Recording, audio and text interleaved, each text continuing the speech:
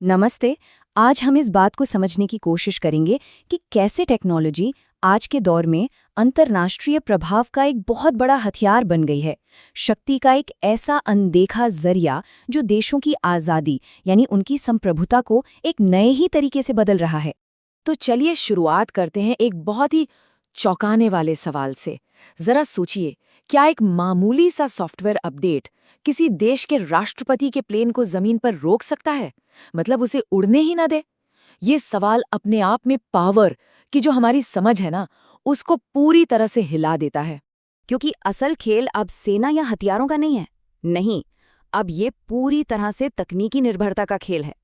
देखिए, जब कोई देश अपनी ज़रूरी चीज़ों के लिए विदेशी तकनीक पर निर्भर हो जाता है, तो ये दूसरे देश को कंट्रोल के कुछ बहुत ही मजबूत लेकिन अनदेखे पॉइंट्स दे देता है। तो सवाल ये है कि ये कंट्रोल आखिर काम कैसे करता है। आइए शक्ति के पहले और सबसे सीधे तरीके को समझते हैं, हार्डवेयर पर कंट्रोल। और इसके लिए सोर्स में एक बहुत ही गंभीर उदाहरण भी दिया गया है। जैसे कि भारत के राष्ट्रपति और प्रधानमंत्री का विमान बोइंग 777। अब ये विमान है तो भारत का, लेकिन इसे बनाया है एक अमेरिकी कंपनी ने।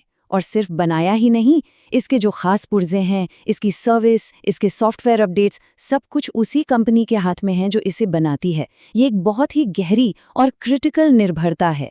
सोर्स में दी गई ये बात इस पूरे कॉन्सेप्ट को और भी साफ कर देती है। ये बिल्कुल व्हाट्सएप की तरह है।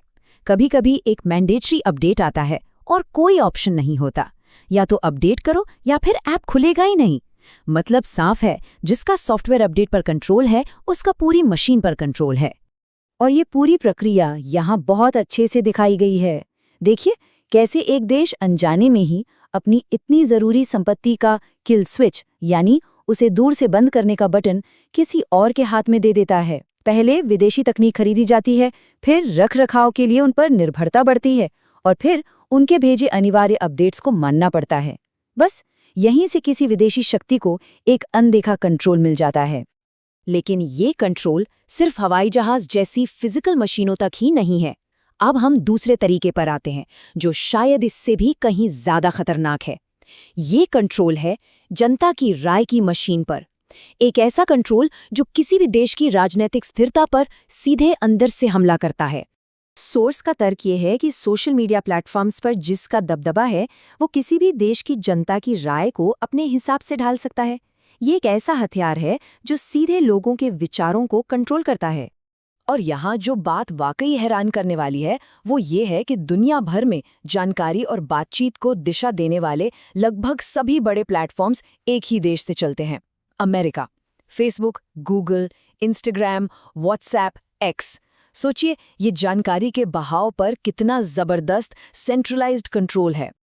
और इसी कंट्रोल की वजह से सोर्स ये दावा करता है कि किसी विदेशी ताकत के लिए किसी दूसरी सरकार को अस्थिर करना एक तरह से बच्चों का खेल हो सकता है।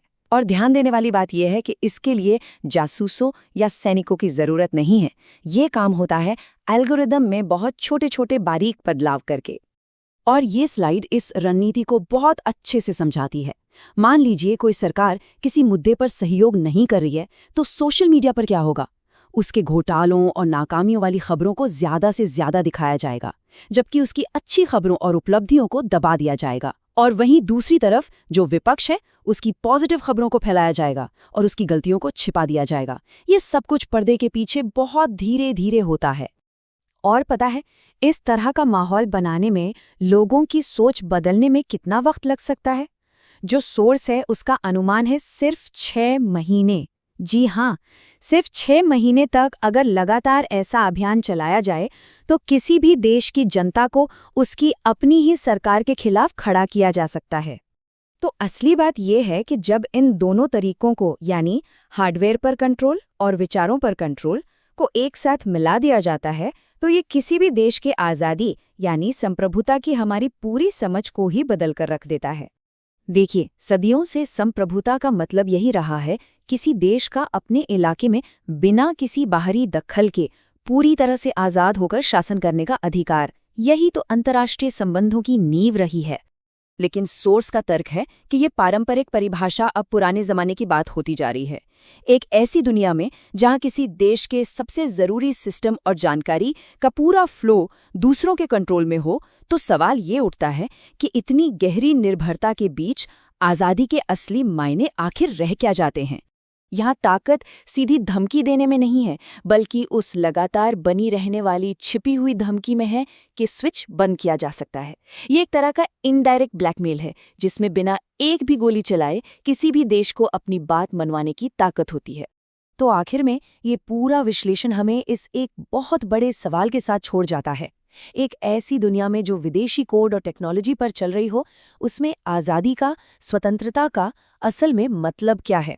ये एक ऐसा सवाल है जो हमें इस डिजिटल दौर में शक्ति के बदलते नियमों के बारे में दोबारा सोचने पर मजबूर करता है।